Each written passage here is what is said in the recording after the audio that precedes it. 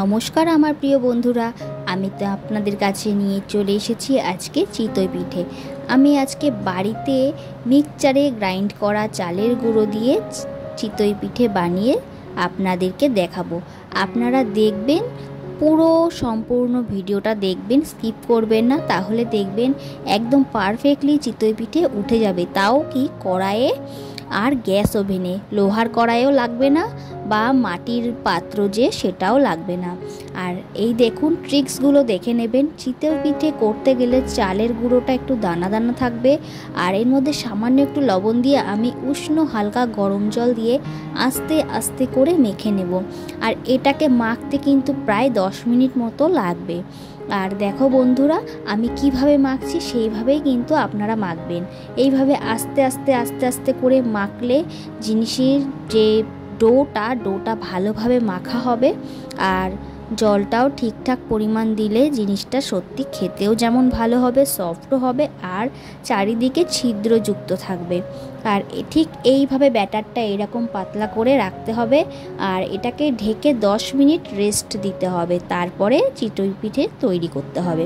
তাহলে আমি রেস্ট দেব বন্ধুরা, তার আগে ভালোভাবে ফেটিয়ে নিই। আপনারাও কিন্তু ঠিক এইভাবে ফেটিয়ে নেবেন।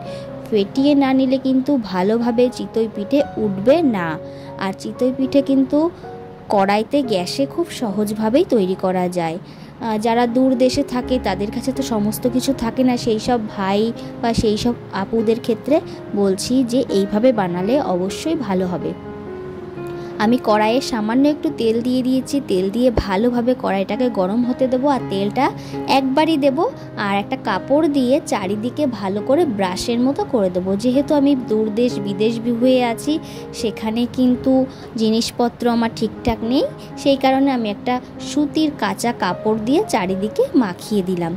আর এইভাবে কড়াইটা গরম হয়ে যাওয়ার পরে আমি পিঠের গোলাটা দিয়ে দেব। তার আগে পিঠের গোলাটাকে আমি নাড়িয়ে নিয়েছি, কারণ 10 মিনিট রেস্ট দেওয়ার পরে নাড়িয়ে নিতে হবে। আর এই দেখুন, আমার কাছে ডাবুর হাতা নেই, এই হাতা আছে, কাজে আমি এই হাতা দিয়েই দিচ্ছি।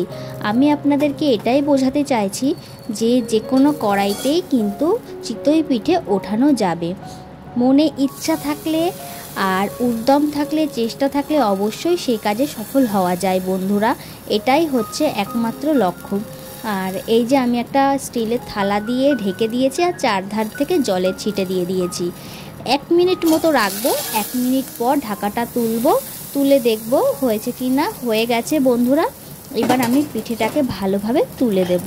আপনারাও কিন্তু ঠিক এই একই প্রসেসে করবেন। আর করে আমাকে কমেন্ট করে জানাতে ভুলবেন না যে আপনারা ঠিক করেছেন না ভুল করেছেন, আর আমার ফর্মুলা অ্যাপ্লাই করে আপনাদের উপকার হয়েছে কি না। যাই হোক, পিঠেটা আমার হয়ে গেছে, আমি উঠিয়ে নিয়েছি। এইভাবে আমি আরও কয়েকটা আপনাদের দেখিয়ে দিচ্ছি আপনাদের সুবিধার্থে। আর দেখুন কিভাবে ছিদ্র হয়েছে, চারিদিকে প্রচুর ছিদ্র হবে। আর মিক্সচার গ্রাইন্ডারেও কিন্তু পিঠে তৈরি করা যায়, এটাই কিন্তু একমাত্র প্রমাণ। আপনারা সেটা দেখতেই পেলেন। আর জলটা কিন্তু অবশ্যই মাস্ট, জল না হলে কিন্তু হবে না, সামান্য জলের ছিটা দিতেই হবে। এই দেখুন, আমি কিন্তু ঠিক এইভাবে জলের ছিটা দিয়ে নিয়েছি। আর এটা আর 1 মিনিট রেখে তারপর আমি তুলে নেব। আর এত সুন্দরভাবে উঠে যাবে কি বলবো বন্ধুরা, খেতেও যেমন নরম সফট হয় আর হাতের মুঠোয় চলে আসে। এটা কিন্তু আর কিছুর দরকার হয় না, তেলটা জাস্ট একবারই দিতে হয়।